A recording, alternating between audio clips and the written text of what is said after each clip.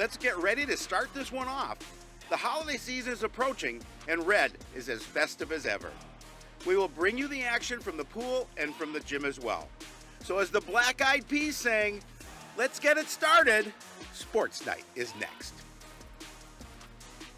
Hello, everyone. Welcome to Sports Night. I'm Joe Young. And I'm Howie Spread. I used to be the music critic for my elementary school newspaper, so that's where I got that Black Eyed Peas reference. Yeah, that was. I mean, they weren't around then, but hey, I worked it in. Let's get it started. It's a good way to think about it. We are into the season fully now, and a lot of stuff to talk about. We have a fair amount of highlights to bring you this week, and we do have the preview of the swimming and diving team. We had to postpone the gymnastics preview, where we're going to get that done this week, and hoping by the time we return, because we're going to have a show next week and then a little bit of a break for the holidays, but by the time we come back for the new year, we hope to have been able to speak with the Nordic ski team, and hopefully, for their sake, there's some snow out there and they're able to start competing. Let's hope. So I know at the end of the show, if we have some time, I know you have a lot of New Year's resolutions you're working on. We can kind of discuss them if you want, get them open. And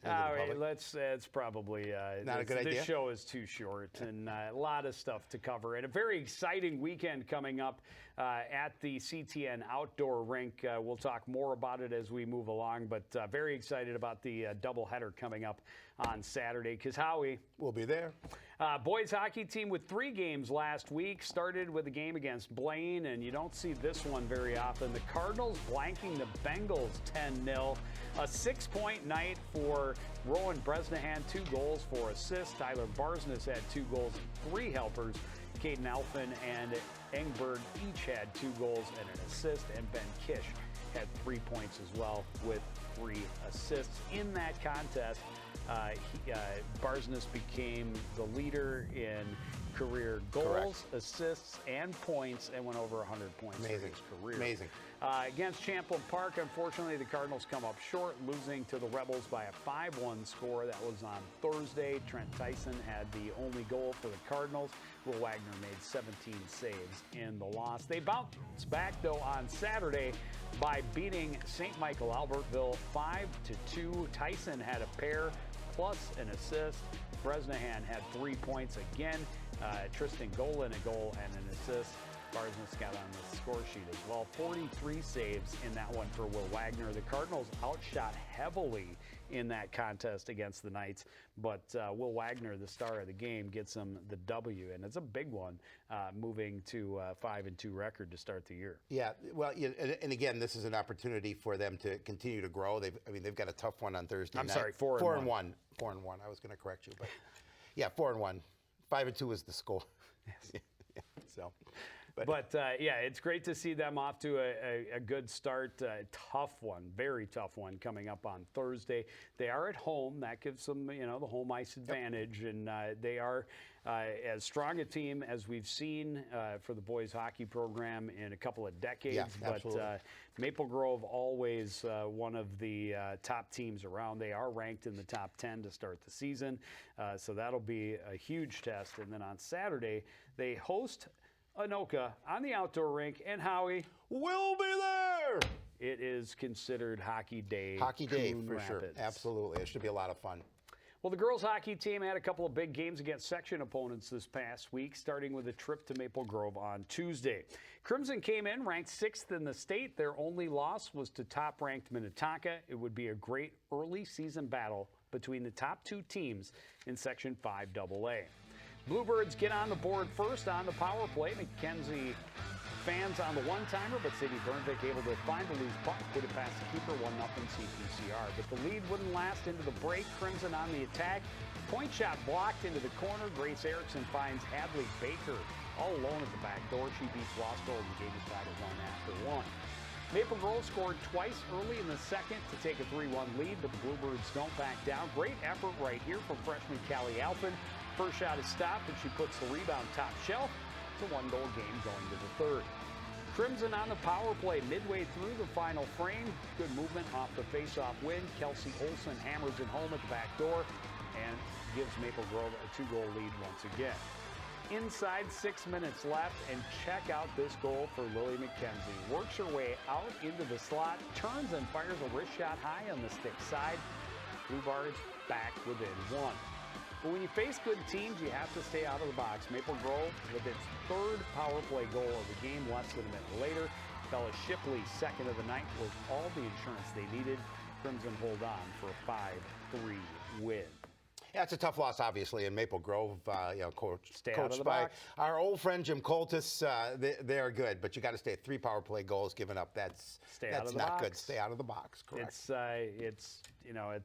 It's a lot easier said than done, but yeah, especially against a team like Maple Grove, you can't take a handful of penalties and give up 3 power play goals. That's just not going to end well.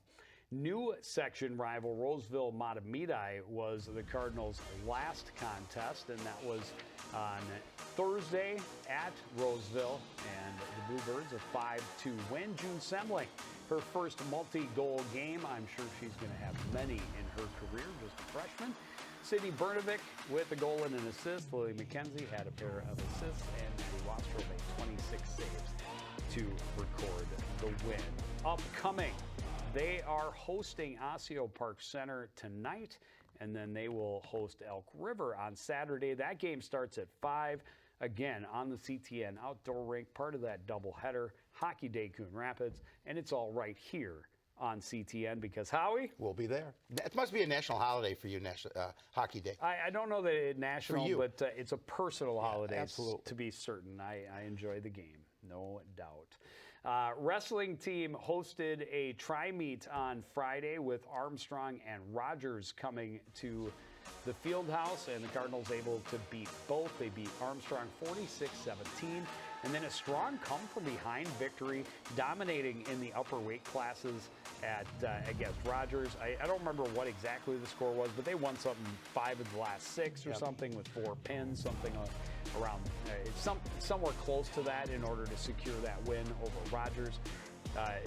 Pushes their record to 2-1, but their conference record to 2-0. Carter Skradsky, Kenny Wells, and Aiden Hollister were all 2-0 on the day. Skradsky and Hollister both finishing both of their wins with pins. On Saturday, they were down in Delano for an individual tournament. The Cardinals finished 3rd place out of 10 teams. They had a first place finish, first ever tournament championship for Kenny Wells. He went 3-0, had a couple of pins and a major decision. Great day for Kenny.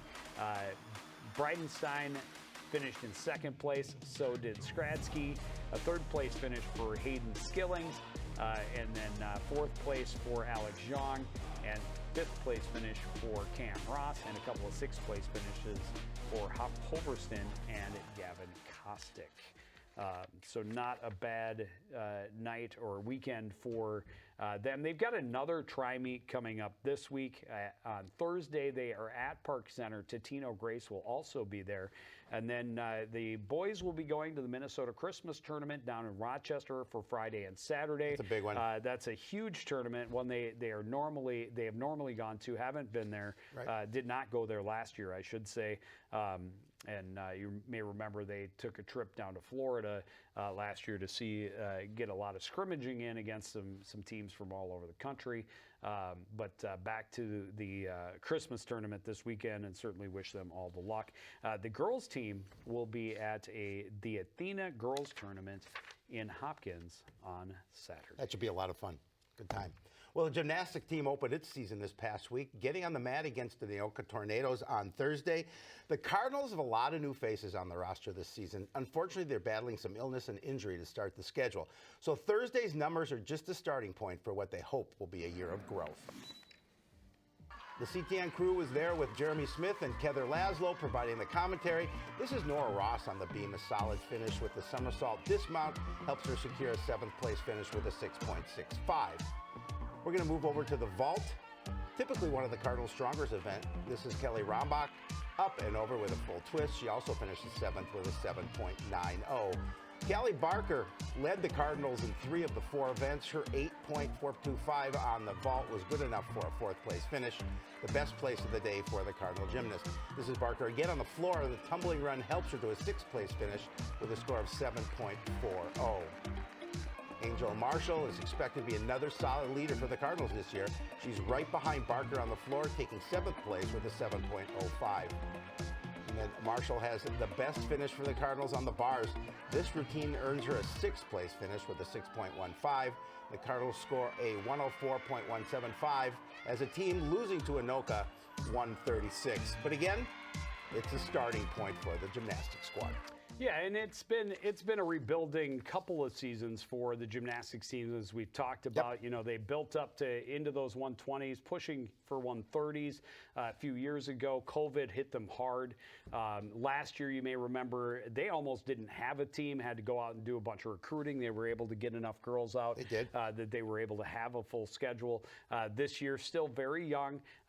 They're hoping, 104 will be their worst score of the season. We'll get much more on them next week on Sportsnight. We're meeting up with them hopefully on Thursday, barring any more illnesses. It was interesting. I got a text from Coach Habel, and she asked, if they could. We were scheduled to do it on Friday. She asked if they could possibly postpone because she and a couple of the girls were feeling under the weather. I said, well, that's interesting because so am I. So, it worked out well for you. Let's go ahead and do that. So they will have a tri-meet coming up on Saturday. They host the event. Andover Blaine will be there, and Centennial will be there as well. Next Tuesday, they are at Park Center. Swimming and diving team had the Northwest Suburban Conference relays over the weekend. Yep. Got a nice email from new head coach Haley Scholl. Said there were a couple of guys who did get personal bests at that event, which is awesome. That is great. And it's an unscored event. They run a bunch of events. Well, I mean, they time it, but it's not. It doesn't really count. You've got a bunch of events they don't normally swim, like the 400 freestyle relay and things of that nature. More of a fun event and an idea to get an idea where they are. She said a couple of kids had personal records in that event, but the most exciting thing she said was that every member of their team was cheering for every event all night long. That's great. That's the kind of culture they're trying to build. And this is another program. We've talked about it with wrestling, girls basketball. They've seen those numbers kind of bump up. It's happening across the board. And it really is. That's fantastic. I think part of that is the recovery from the pandemic years a little bit. But whatever it is, we hope that trend continues. The boys swimming and diving team will have its first dual meet coming up on Thursday this week. Cardinals are starting the season, as I mentioned, with a new leader. Haley Scholl takes over the program after serving as an assistant last year. Cardinals' numbers are a little low, but they're very excited about what they have and what they can achieve. Well, I think with the change in coach and our small numbers, we're kind of like a building year. This year, we lost a lot of guys, but we also gained a lot of guys, and so it's kind of like a shift. A shift, to be sure. But fortunately, the Cardinals return a handful of veterans that will give them a solid base to build up. We really do have a lot of great talent on our team, and we've got a pretty well-rounded group of athletes. We've got at least one athlete in almost every race that is going to do very well in our section, and we've got a few athletes that have the potential to make it to the state meet this year. Early on, the veterans have been impressed by some of their new teammates and what they bring to the squad. It's too early to make any predictions, but they believe it will help them be competitive. We're young, I would say. There's lots of room for improvement, but I mean, it's the start of the season, so it's kind of hard to make an assumption right now. But yeah, I think we're definitely going to improve. The team is committed to putting in the work and getting better every day. They also want to make sure everyone is having fun, and finding the balance will be essential to reaching their full potential.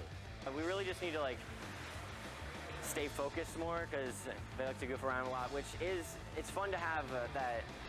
It's nice to that the team wants to play with each other and have fun, but we got to know when to lock in and work hard. Focus, commitment, and fun are all principles they'll promote this season, as Coach Scholl hopes to help her athletes develop qualities that will go far beyond the pool. And help teach them not just how to excel in a sport, but how to how to work hard, how to have commitment to something, how to show leadership, how to show sportsmanship. I think those are all incredible qualities that you can learn in high school athletics. And it's something that I really want to instill with these boys, that they are capable of so much more and being amazing people. Growing the program will continue to be essential for the Cardinals. They've created a very inclusive program, and they want to make the pool a place where everyone is welcome and a place that everyone wants to come to. It was just always like the environment, like that, like camaraderie type, like friendship experience that you have with like your friends. The team games that we do, that's one thing that we tried to focus on, is trying to add more team games to try to make it more fun, try to make it more enjoyable, try to make it more memorable. The team isn't setting their goals too high this season. They're hoping their top guys can make it to state, but they're planning to celebrate all the small successes along the way. I'm looking forward to watching the boys have fun and watching the boys have successes, even if they're small successes, dropping half a second at a meet in a race. And getting that's part of why I love this, is getting to see the joy that they feel when they succeed is really fulfilling to me, and I'm really excited to celebrate those small victories. Looking forward to see how far they can go. They've got those couple of guys that have been really coming along over the last couple of years. Yep. They've got a good group of leaders. They do have some new faces in the pool. Overall, their numbers are lower than they'd like to see. Not quite, I think, as low as what we saw for the girls team. We talked about that a lot during the fall season.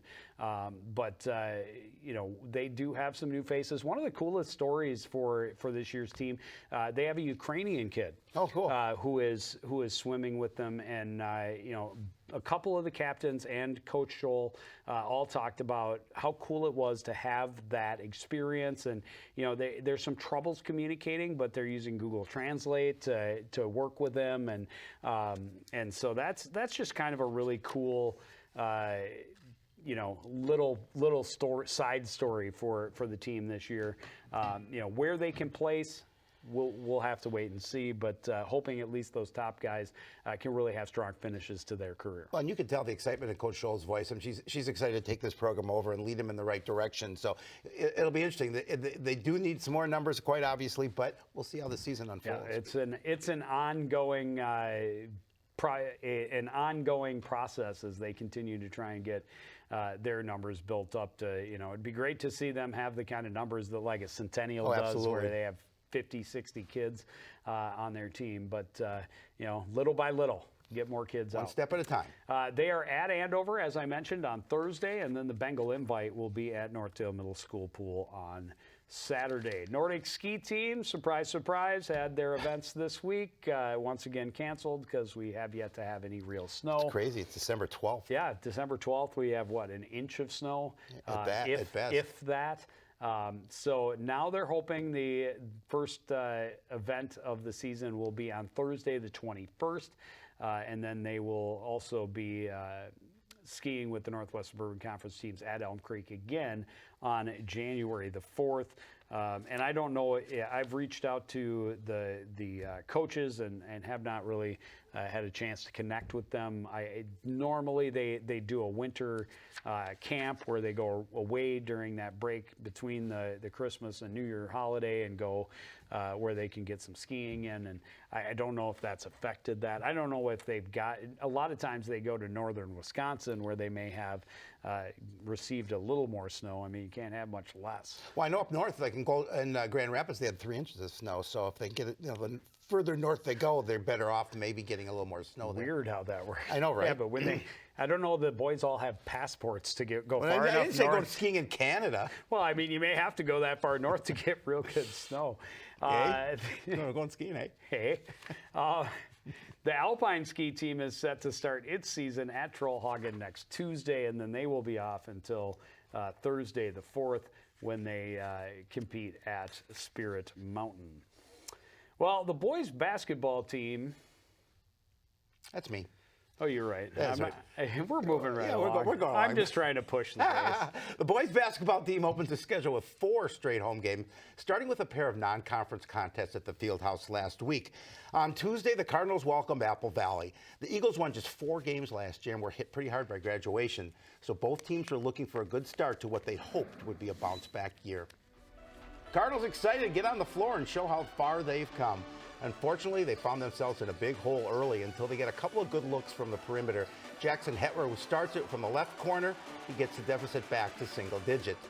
Next time down the floor, good movement finds an open look for Kenny Jones. He hits another 3 from the top of the key. Jones was one of 2 players with a team-high 10 points. They're still cutting into the lead. Jackson Young finds Raymond Bennett in the corner. He sinks a 3. That gets the Cardinals back within 5 at 19-14. Bennett was the other Cardinal with 10 points. That was pretty much Eagles after that. They scored the next 11 points, including a wide open look for Ryan Christensen to hit a 3. And even when the Cardinals nearly get a steal coming up here in the lane, Apple Valley turns it into another open look. This time it's Isaiah Ford hitting the 3 from the corner. Eagles in control, up 49-23 at the half. Now, the Cardinals were saddled by injuries all game and never really threatened the lead. Hetwer's 3 right here was their only basket early in the second as Apple Valley stretched the lead to 39. The Cards recovered enough to avoid running time, but Apple Valley runs away with it, an 85-62 win. And unfortunately, the Cardinals couldn't get anything going. Well, the Cardinals needed better results when North St. Paul came to the Fieldhouse on Thursday. The Polars had also lost their opener on Tuesday, so both teams were looking to right their ships early in the season. This time it's the Cardinals jumping out to the early lead, and it's Captain Jackson Young leading the way. Open look from the corner makes it look easy. Polars had some struggles on offense, and the Cardinals jump on their opportunity. Young again going all the way to the rim. 2 more, part of a big night for him.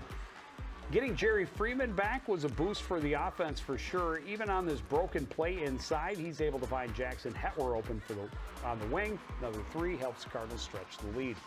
Still in the first, Jeremy Oddie starting the offense on the run, then great movement, finds Freeman alone in the corner. He hits a 3, Cardinals up 45-20 at the half.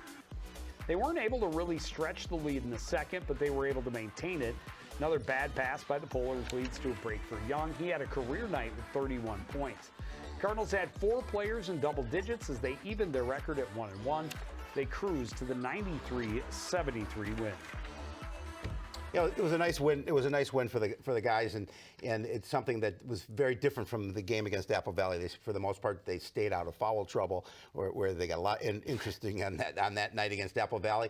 And you talked about 31 points from Young. He really had a nice night, and it shows why he's one of the leaders on that court. Yeah, he looked very good. I watched, home, stayed home to mend my illness, and. I did watch most of the game, though, and I thought they looked much better. The fouls was the huge difference. Huge. I mean, Apple Valley, it was a foul-filled nightmare in the first half especially, and then they did not defend well at all against Apple Valley, not all night long. Nope. That really cost them. I thought they did better around the rim. And again, this is a team that doesn't have a ton of size. Nope. They have some height, but not a lot of size. Nope. And if they want to be where they think they can be, they need to be able to defend the rim better, and they need to defend overall better. They have to be a better defensive team. The teams that have been successful in these past handful of years for Coach Ogorek, it's all started with that defense first, and we haven't seen a defense be that strong as they were a couple years ago when they went to a section championship. Yeah, but the point you made, too, about Jerry being back in the lineup, he distributes the ball well. He leads that offense, and he can hit that outside perimeter shot. And so a combination of a number of players. I think they'll continue to get stronger as the season goes on. It's a tough conference, quite obviously. And they get a huge taste of it right away. They're going to host Hastings tonight, and then they get into their conference schedule by hosting Totino Grace on Friday, and Grace was top 2-3 teams in the state last year. Oh, I think they have 2 of the top 10 basketball players of the state, too. Yeah, they're really good. They're awfully good. Better be ready and be on your game for that one. The girls basketball team, we talked about it, got its season started with a huge blowout win over Tartan. Much different story when they got their conference opener against Anoka. The Tornadoes blow past them 90-52. Helen Ben with a really nice game, 21 points and 5 boards. Kaylin Green had 11 points and 4 assists. Jada Gaskins had 8 points. Casey Beck and Sophia Smith each chipped in with 6 points. Well, the girls basketball team opens its home schedule on Monday, hosting non-conference opponent Legacy Christian Academy. The Lions are a 2A team, and the Cardinals had the slight advantage of being used to higher level of competition. But Legacy has one of the premier post players in the state, so the Cardinals would have to shut her down if they hope to get the win. Cardinals getting their perimeter game going early. Kaylee Bierman knocks down a 3 that gives the Cards a 1-point lead. She was hot from the field. Helen Ben came in averaging over 21 per game, and she was limited by fouls in the first half, and this is her only basket. Still a tight game early. Well, the Cardinals defense helped turn the tide late in the first, I should say, and they had several steals that led to transition baskets. Elia Graham's basket helps them to a 9-point lead at the break. We're going to move to the second half. The Cardinals really take over. Check out Jada Gaskins getting her own rebound and spinning to the rim. She was one of 4 Cardinals in double digits. Team speed helps the Cardinals stretch the lead. Ben had a dozen in the second half to finish with 14 points in the game. Nice job inside to Ben. But it was Bierman shooting leading the way. She had 3 3-pointers, led all scorers with 19, as the Cardinals win by a score of 74-46. She was deadly from outside on Monday night. Nice win for the Cards. It was. And really looking at that matchup, that's a game they have to win. Yep. Oh, they have for sure. to win. You have to win. And we talk about it a lot. You know, you look at some games, you need to win and win convincingly against those teams. And coming in, I think Legacy knew, you know, you're playing at a team that's used to a much higher level of competition, but it gives them a good idea because here's a team in Coon Rapids that after 1 win last year, 0 wins the year before, was given the okay to drop down from 4A to 3A. Right. And they're a team that's moving from 1A to 2A. So that really gave them a chance to see a higher level of competition. But the Cardinals clearly out-hustled them, and the defense was smothering. It'll be interesting to see if they can bring that kind of defensive effort and have those kind of results when they get against the tougher parts of their schedule. Should be interesting on Wednesday night when they host Park Center. That is Helen Ben's former team. She was a Pirate last year and was all conference. Yep. So playing against her former team, the Cardinals would love to start their conference, even their conference record at 1-1. They'll be at Delano on Thursday. Speaking of being places, we will be at the Crick on Saturday for the Hockey Day Minnesota doubleheader on the CTN outdoor rink. Girls against Anoka first, boys against Elk River at 7, and it'll all be live right here on CTN. Hoping upon hope that the weather doesn't intrude, because they're talking about weather into the 40s this weekend. Yeah, it's going to be it's crazy. They should be able to still keep the ice nice and hard and be able to play a solid game and not have spots that get too mushy. It's a pretty solid rink, but yeah, it is. If it gets too high, as long as there's not too much sun, they should be all right, because sun will definitely affect it along the southern side of that rink as well. Girls hockey team is taking on North Wright County on Tuesday next week.